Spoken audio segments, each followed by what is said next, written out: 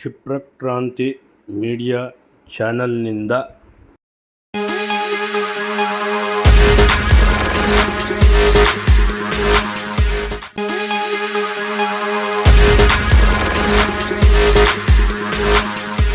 ಯಾರ್ಯಾರು ಕ್ಷಿಪ್ರಕ್ರಾಂತಿ ಮೀಡಿಯಾ ಚಾನೆಲ್ನ ಸಬ್ಸ್ಕ್ರೈಬ್ ಮಾಡಿಲ್ಲ, ಲೈಕ್ ಮಾಡಿಲ್ಲ, ಶೇರ್ ಮಾಡಿಲ್ಲ, ಅವರೆಲ್ಲ ಲೈಕ್ ಮಾಡಿ, ಶೇರ್ ಮಾಡಿ, ಸಬ್ಸ್ಕ್ರೈಬ್ ಮಾಡಿ ಅಂತ ಹೇಳ್ತಾ, ಇದು ನಿಮ್ಮ ಚಾನಲ್, ಹಾರಸಿ ಬೆಳೆಸಿ ಹಾರೈಸಿ ಅಂತ ಕೇಳ್ಕೊಳ್ತಾ ಬನ್ನಿ. ಇವತ್ತು ಲಾರಿ ಮುಷ್ಕರವನ್ನು ನಿಲ್ಲಿಸುವಂತೆ ಸರ್ಕಾರವು ಮಾಡಿದ ಮನವಿಗೆ ಸ್ಪಂದಿಸಿದ ಲಾರಿ ಸಂಘಟನೆಯವರು ಈ ಷರತ್ತುಗಳನ್ನು ಇಡುವುದರ ಮುಖೇನ ತಮ್ಮ ಮುಷ್ಕರವನ್ನು ತಾತ್ಕಾಲಿಕವಾಗಿ ನಿಲ್ಲಿಸಿದ್ದು. ಈ ರೀತಿ ಇವರ ಬೇಡಿಕೆ ಇದೆ, ನೋಡೋಣ ಬನ್ನಿ. ಷಣ್ಮುಗಪ್ಪ ಅವರು ಮತ್ತು ಅವರೆಲ್ಲ ಟೀಮ್ ಲಾರಿ ಓನರ್ಸು ಮತ್ತು ಕಮರ್ಷಿಯಲ್ ವೆಹಿಕಲ್ಸ್ ಅಲ್ಲ, ಹೆಚ್ಚಾಗಿ ಲಾರಿ ಓನರ್ಸು ಅಸೋಸಿಯೇಷನ್ನವರು, ಅದೇ ರೀತಿ ನಮ್ಮ ಪ್ರಸಾದ್ ಅವರು ಕಾರ್ಯದರ್ಶಿಗಳು, ನಮ್ಮ ಆಯುಕ್ತರು ಯೋಗೇಶ್ ಅವರು, ನಮ್ಮ ಅಧಿಕಾರಿಗಳು ಈಗಾಗಲೇ ಮಧ್ಯಾಹ್ನ ಒಂದು ಮೀಟಿಂಗು ಆಯುಕ್ತರ ಕಚೇರಿಯಲ್ಲಿ ಮೀಟಿಂಗ್ ಮಾಡಿ ಈಗ ಫೈನಲ್ ಆಗಿ ಇಲ್ಲಿ ಬಂದಿದ್ದಾರೆ. ಅದರಲ್ಲಿ ಪ್ರಮುಖವಾಗಿ ಮೊನ್ನೆ ಒಂದು 6 ಬೇಡಿಕೆ ಇಟ್ಟಿದ್ದರು. 6 ಬೇಡಿಕೆಯಲ್ಲಿ ಈಗ ಒಂದು ಬಾರ್ಡ್ರಲ್ಲಿ ಚೆಕ್ ಪೋಸ್ಟ್ಗಳಿದೆ, ಅದನ್ನು ಬೇರೆ ಬೇರೆ ರಾಜ್ಯಗಳೆಲ್ಲ ತೆಗೆದಿದ್ದಾರೆ. ನಮ್ಮ ಸೌತ್ ಇಂಡಿಯಾದಲ್ಲಿ ಎಲ್ಲೂ ಕೂಡ ತೆಗೆದಿಲ್ಲ, ಇಲ್ಲೂ ಕೂಡ ತೆಗಿಬೇಕು ಅಂತ ಒಂದು ಬೇಡಿಕೆ ಇಟ್ಟಿದ್ದರು. ಅದನ್ನು ನಾವು ತೆಗಿಬೇಕಾದ್ರೆ ಬೇರೆ ರಾಜ್ಯಗಳಲ್ಲಿ ನಮ್ಮ ಹಿರಿಯ ಅಧಿಕಾರಿಗಳನ್ನು ಕರೆಸಿ ಅಧ್ಯಯನ ಮಾಡಿ, ಮತ್ತು RTO ಅಂದರೆ ಅವ್ರಿಗಿನ್ನೂ ಬೇರೆ ಬೇರೆ ಹೆಚ್ಚಿನ ಜವಾಬ್ದಾರಿಗಳೆಲ್ಲ ಇರುತ್ತೆ.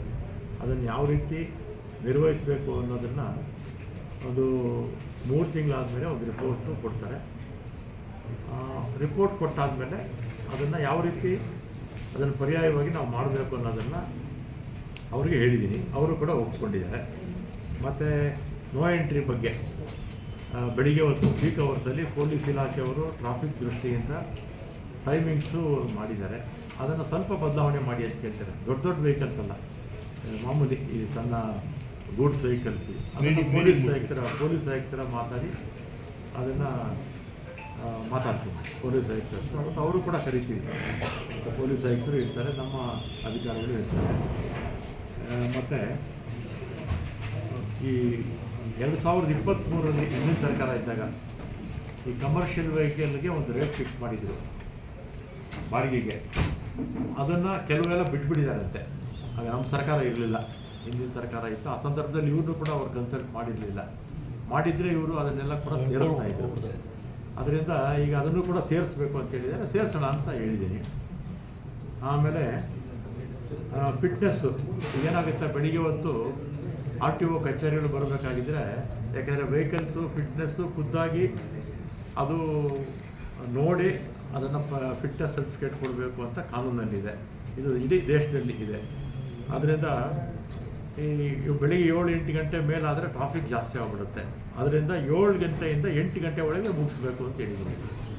8 ಗಂಟೆ ಮುಂಚೆ ಫಿಟ್ನೆಸ್ ಸರ್ಟಿಫಿಕೇಟು ಮುಗಿದೋಗ್ಬೇಕು ಕಮರ್ಷಿಯಲ್ ವೆಹಿಕಲ್ಸು.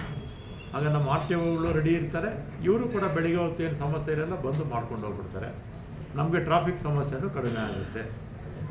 ಆಮೇಲೆ ಟ್ರ್ಯಾಕ್ಟರ್ಸು ಇಲ್ಲಿ ಬೆಂಗಳೂರಲ್ಲಿ ವ್ಯವಸಾಯಕ್ಕೆ ಅಂತ ಟ್ರ್ಯಾಕ್ಟರ್ ತೊಗೊಂಡು ಇಲ್ಲಿ ಬಂದು ಕಮರ್ಷಿಯಲ್ ಆಗಿ ಓಡಿಸ್ತಾ ಇದ್ದಾರೆ ಅಂತ ಹೇಳ್ತಾರೆ. ಮತ್ತು ಬಹುತೇಕ ಈ ಡಬ್ರೀಸ್ ಎಲ್ಲ ತಗೊಂಡೋಗಿ ರಸ್ತೆಗಳನ್ನೆಲ್ಲ ಹಾಕೋದು ಇವರೇ. ಅದರಲ್ಲಿ ಬೆಂಗಳೂರಲ್ಲಿ ಕಮರ್ಷಿಯಲ್ ತೊಗೊಂಡಿರ್ತಕ್ಕಂಥ ಟ್ರ್ಯಾಕ್ಟರ್ಸ್ ಇದ್ದರೆ ಇರಲಿ, ಅಗ್ರಿಕಲ್ಚರಲ್ ಪರ್ಮಿಟ್ ತೊಗೊಂಡು ಯಾರು ವಾಹನ ಓಡಿಸ್ತಾ ಇರ್ತಾರೆ ಅದನ್ನು ನಿಷೇಧ ಮಾಡಬೇಕು ಅಂತ ಹೇಳಿದರೆ ಅದನ್ನು ಕೂಡ ಮಾಡಿ ಅಂತ ಹೇಳಿದ್ದೀನಿ.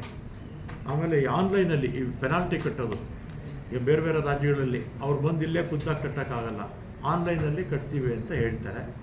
ಅದನ್ನು ಸಿಸ್ಟಮ್ ರೆಡಿ ಮಾಡಿ ಅಂತ ಹೇಳಿದ್ದೀನಿ.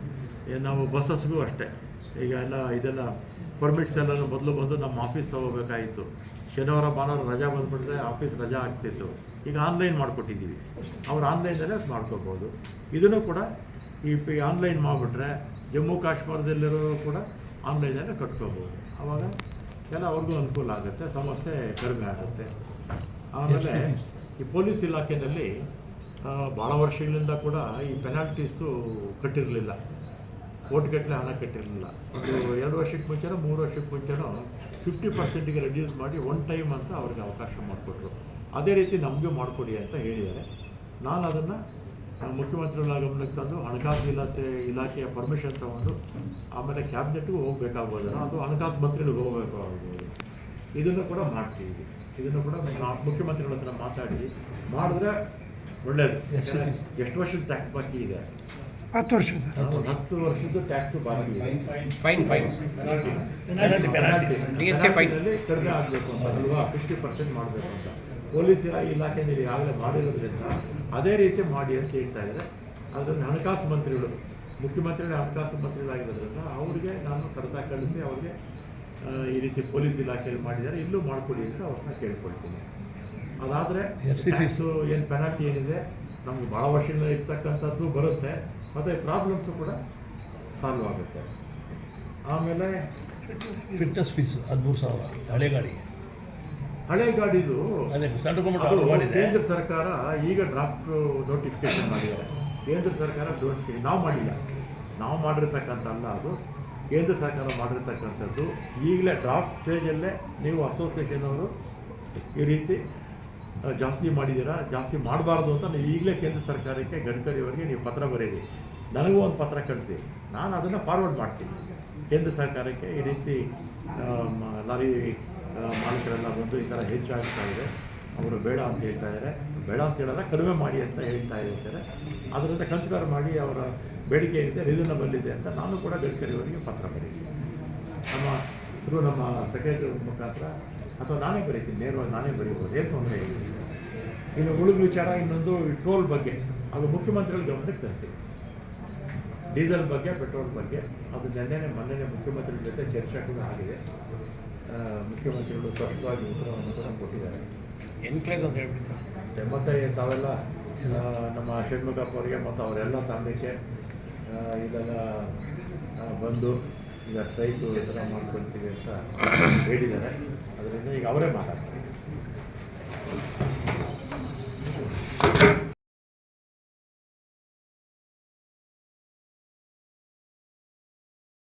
ಮನೆ ಮಾಡಿಕೊಡ್ತಾ ಇದ್ರಿ. ಮಾನ್ಯ ಮುಖ್ಯಮಂತ್ರಿಗಳು ನಮಗೆ 2 ಗಂಟೆ ಕಾಲ ಚರ್ಚೆ ಮಾಡೋದು. ಅದೇ ಥರ ಸಾಹೇಬರಂತೂ 3ನೇ ಸುತ್ತು ಮಾತುಕತೆಗೆ ನಮ್ಮನ್ನು ಒಳ್ಳೆ ಈ ಪರಿಸ್ಥಿತಿ ಮಾಡಿದ್ರು. ಇದು ಮಾತ್ರ ಅಲ್ಲ, ಇಡೀ ರಾಜ್ಯಕ್ಕೆ ರಾಷ್ಟ್ರಕ್ಕೆ ಇವರು ಮಾಡೋ ಕೊಡುಗೆ ಭಾಳ ದೊಡ್ಡದಿದೆ. ಎಂಟೇ ಅದು ಓದಿರದ ಲೈಸೆನ್ಸ್ ಅಂತ ಹೇಳಿದ್ರು, ಅದು ನೆಸಿಟಿ ಇಲ್ಲ ಅಂತೇಳಿ ಇವರೇ ಹತ್ರ ಇದ್ದು ಕೇಂದ್ರ ಸರ್ಕಾರದ ಹತ್ರ ಹೋರಾಡಿ 8th ಸ್ಟ್ಯಾಂಡರ್ಡ್ ಓದಬೇಕಾದ್ರೆ ನೆಸಿಟಿ ಇಲ್ಲ, ಅವ್ರಿಗೆ ಲೈಸೆನ್ಸ್ ಕೊಡು ಅಂತ ಹೇಳ್ಬಿಟ್ಟು ಮಾಡೋದು. 1,50,000 ನ್ಯಾಷನಲ್ ಪರ್ಮಿಟ್ ಇತ್ತು, ಅದನ್ನು ಭಾಳ ಹೋರಾಟ ಮಾಡಿ ನಮ್ಮ ಜೊತೆಗೆ ಕೈ ಜೋಡಿಸಿ ಬರೀ 15,000 ಕಟ್ಟಿದ್ರೆ ಕನ್ಯಾಕುಮಾರಿಯಿಂದ ಕಾಶ್ಮೀರ ತನಕ ಹೋಗೋಣ ಎಂಬ ಸಬ್ಜೆಕ್ಟ್ ಮಾಡಿದ್ರು.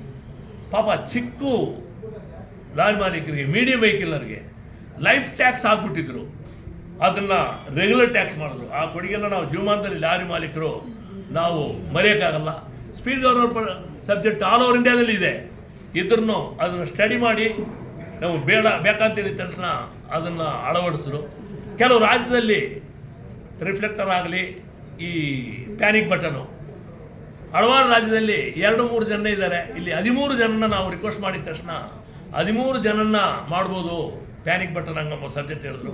ಅದ್ರ ಮೇಲೆ ಕೂಡ ನಾವು ಪ್ಯಾಸೆಂಜರ್ ವೆಹಿಕಲ್ಗೆ ಧನ್ಯವಾದ ಅರ್ಪಿಸ್ತೀವಿ. ಇದ್ರ ಜೊತೆಗೆ ಸಾಹೇಬರು ದಯವಿಟ್ಟು ಈ ನಾಗಾಲ್ಯಾಂಡ್ ಗಾಡಿಗಳು, ಬಸ್ಸುಗಳು ಅವಕ್ಕೆಲ್ಲ 20,000-30,000 ನಿರ್ರಾಜ್ಯದಲ್ಲಿ ಟ್ಯಾಕ್ಸ್ ಇದೆ, ಇಲ್ಲಿ 2 ಲಕ್ಷ ಇದೆ. ಅದನ್ನು ಒಂದು 50% ಮಾಡಿಬಿಟ್ರೆ ಅವರು ಕೂಡ ಭಾಳ ದೊಡ್ಡ ಅನುಕೂಲ ಆಗುತ್ತಂತ ಮನವಿ ಮಾಡ್ತಾ ಇದ್ದೀವಿ ಸರ್. ಮೊದಲನೇದಾಗಿ ಬಾರ್ಡರ್ ಚೆಕ್ ಪೋಸ್ಟ್, ಅದು ಭಾಳ ದೊಡ್ಡ ಮನಸ್ಸಿಂದ ಕೂಡಲೇ 3 ತಿಂಗಳ ಒಳಗಡೆ ಅದನ್ನು ಸ್ಟಡಿ ಮಾಡಿ ನಿರ್ರಾಜ್ಯಗಳಿಗೆ ಯಾವ ಥರ ಇದೆಯೋ ಅವರು ಸ್ಟೇಟಲ್ಲಿ ಹೋಗಿ ಸ್ಟಡಿ ಮಾಡಿ ಆಫೀಸರ್ಸು ಯಾವ ಥರ ಕಲೆಕ್ಟ್ ಮಾಡಬೇಕು, ಯಾವ ಥರ ಸಿಸ್ಟಮ್ನ ಅಡಾಪ್ಟ್ ಮಾಡಬೇಕು ಅನ್ನೋ ಸಬ್ಜೆಕ್ಟ್ನ ಹೇಳಿದ್ದಾರೆ. ಅದರಿಂದ ನಾವು ಭಾಳ ದೊಡ್ಡ ಸಂತೋಷ ಆಗಿದೆ. ಅಟ್ಲೀಸ್ಟು 20-25 ವರ್ಷ ಕಾಲ ಇದ್ದದ್ದು ಈ 3 ತಿಂಗಳ ಒಳಗಡೆ ನೋಡಿ ಅದು ನಮ್ಗೆ ಅನುಕೂಲ ಮಾಡ್ತಿತ್ತು ಹೇಳಿದ್ದಾರೆ. ಅದರಿಂದ ಮೊದಲನೇ ಪಾಯಿಂಟು. ಎರಡನೇದು, ಈ FC ಬರೋ ಗಾಡಿಗೆ 9 ವರ್ಷ, 6 ವರ್ಷ, 7 ವರ್ಷ ಗಾಡಿಗೆ 13,000 ರೂಪಾಯಿ ಕೇಂದ್ರ ಸರ್ಕಾರ ವಹಿಸಿದೆ. ಅದು ರಾಜ್ಯ ಸರ್ಕಾರ ಕೈಯಲ್ಲಿದೆ. ದಯವಿಟ್ಟು ಅದನ್ನು ಕೂಡಲೇ ಕಡಿಮೆ ಮಾಡುವಂತ ಕೇಳಿದ್ವಿ. ಪತ್ರ ಮೂಲಕ ಇದೆ ಅಷ್ಟೇ. ಪ್ರಪೋಸಲ್ ಇದೆ, ಅದರಿಂದ ಈಗ ಅದನ್ನು ಇವಾಗ ಅಮೆಂಡ್ಮೆಂಟ್ ಮಾಡಿಲ್ಲ, ಕೇಂದ್ರ ಸರ್ಕಾರಕ್ಕೆ ನಾವೇ ಪತ್ರ ಬರೀತೀವಿ. ಅದರಿಂದ ಅಮೆಂಡ್ಮೆಂಟ್ ಮಾಡಿಲ್ಲ. ಇವಾಗ ಪತ್ರ ಬರೆದು ಅದರಿಂದ ತಿಳುವಳಿಕೆ ತೊಗೊಂಡ್ಬೇಕು ಮಾಡ್ತಿತ್ತು ಹೇಳಿದ್ದಾರೆ. ಎರಡನೇದು. ಮೂರನೇದು ಡೀಸೆಲು. 2023ನೇ ಇಸ್ವಿಯಲ್ಲಿ ಇದಕ್ಕೆ ಮುಂದಿರೋ ಸರ್ಕಾರ ಯದ್ವಾ ರೇಟ್ನೆಲ್ಲ ಫಿಕ್ಸ್ ಮಾಡಿಬಿಟ್ಟು ಹೋಗ್ಬಿಟ್ಟಿದ್ರು. ನಮಗೆ ರೇಟ್ ಫಿಕ್ಸೇಷನ್ ಮಾತ್ರ ಸಾಕು ಎಂಬ ಸಬ್ಜೆಕ್ಟು ಲಾಂಗ್ ಪೆಂಡಿಂಗ್ ಇತ್ತು. ಅದನ್ನು ಇನ್ನೊಂದು ಸಲ ಸ್ಟಡಿ ಮಾಡಿ ಆಯ್ತದ ಸಬ್ಜೆಕ್ಟ್ ಕೊಟ್ಟಿದ್ದಾರೆ. ಅದನ್ನು ಕೂಡಲೇ ಒಂದು 15 ದಿವಸದ ಒಳಗಡೆ ನಮ್ದು ಏನು ಕುಂತು ಕೊರತೆ ಇದೆಯೋ ಈ ರೇಟ್ ಫಿಕ್ಸೇಷನ್ ಆಫ್ ರೇಟು ಬಂದುಬಿಟ್ರೆ ಭಾರತ ದೇಶದಲ್ಲಿ ಸುಮಾರು ಸ್ಟೇಟಲ್ಲಿದೆ, ಇಲ್ಲಿನೂ ಅದನ್ನು ಮಾಡ್ತೀನಿ ಅಂತ ಹೇಳಿದ್ದಾರೆ. ಅದರಿಂದ ನಮಗೆ ಭಾಳ ದೊಡ್ಡ ಸಂತೋಷ ಆಗಿದೆ. ಲಾರಿ ಬಾಡಿಗೆ ಏನಾಗುತ್ತಂದರೆ ಹೆಂಗೆ ಆಟೋ ರಿಕ್ಷಾಗೆ, ಟ್ಯಾಕ್ಸಿಗೆ, ಓಲಾ ಓಬರ್ಗೆ ಹೆಂಗೆ ಫಿಕ್ಸ್ ಆಯಿತು ಅದು ಇದಕ್ಕೆ ಮುಂದೆನೇ ಆರ್ಡ್ರ್ ಬಂದಿದೆ. ಈಗ ಅದು ಭಾಳ ತಡ ಆಗಿತ್ತು. ಅದು ಮಾಡಿದ್ದು ಸ್ವಲ್ಪ ಮೇಜರ್ ಪ್ರಾಬ್ಲಮ್ ಇದೆ. ಅವರು ಹಳೆ ಸರ್ಕಾರ ಮಾಡಿರಲಿಲ್ಲ. ಕೂಡಲೇ ಸಾಹೇಬ್ರ ಕೈಯಲ್ಲಿ ಕೊಟ್ಟು ಅದು ಮಾಡ್ತೀನಿ ಅಂತ ಹೇಳಿದ್ದಾರೆ. ಅದರಿಂದ ಅದಕ್ಕೆ ಭಾಳ ದೊಡ್ಡ ಧನ್ಯವಾದ ಅರ್ಪಿಸ್ತೀವಿ. ಅದ್ರ ಜೊತೆಗೆ ನೋ ಎಂಟ್ರಿ 5 ಗಂಟೆ ತುಂಬ ಗಾಡಿಗಳು ಬರೋಕ್ಕಾಗಲ್ಲ, ಅದು ಭಾಳ ದೊಡ್ಡ ಕಷ್ಟ ಇತ್ತು. ಅದಕ್ಕೆ ಕೂಡಲೇ ಪರಿಹಾರ ಹೇಳಿದ್ದಾರೆ. ಈ FCದು ಗಾಡಿಗಳದ್ದು ಭಾಳ ದೊಡ್ಡ ಹಿಂಸೆ ಇತ್ತು ನಮಗೆ. ಅದರಿಂದ ಸುಮಾರು 60 ಕಿಲೋಮೀಟ್ರು 70 ಕಿಲೋಮೀಟ್ರ್ ಬೆಳಗ್ಗೆ ಬರೋದು ಸಾಯಂಕಾಲ ಹೋಗೋದು ಟ್ರಾಫಿಕಲ್ಲಿತ್ತು. ಅದು ಅನುಕೂಲ ಮಾಡಿಕೊಟ್ಟಿದ್ದಾರೆ. ಆದ್ದರಿಂದ ಈ ಸ್ಟೇಟ್ ಟೋಲ್ ಸಬ್ಜೆಕ್ಟು ಮುಖ್ಯಮಂತ್ರಿಗಳು ನಾವು ನಿನ್ನೆ ಮನವಿ ಮಾಡಿದ್ದೀವಿ. ಅಟ್ಲೀಸ್ಟು ಅವಧಿ ಮುಗಿದ ಮೇಕೆ ಅದನ್ನು ಸರ್ಕಾರ ತಗೊಂಡು 40% ಕಲೆಕ್ಟ್ ಮಾಡೋದು, ಇಲ್ಲ ಅವಧಿ ಮುಗಿದ ಮೇಕೆ ಅವರು ಸ್ಟೇಕ್ ಹೋಲ್ಡರ್ ಕಲೆಕ್ಟ್ ಮಾಡಿದ ಮೇಲೆ ಅದನ್ನು ವಿಡ್ರಾ ಮಾಡೋದ್ರ ಬಗ್ಗೆ ಚರ್ಚೆ ಮಾಡೋಣ ಅಂತ ಹೇಳಿದ್ದಾರೆ. ನಿನ್ನೆ ಹೋಮ್ ಮಿನಿಸ್ಟರ್ ಸಾಹೇಬರು ಕೂಡ ಇತ್ತು.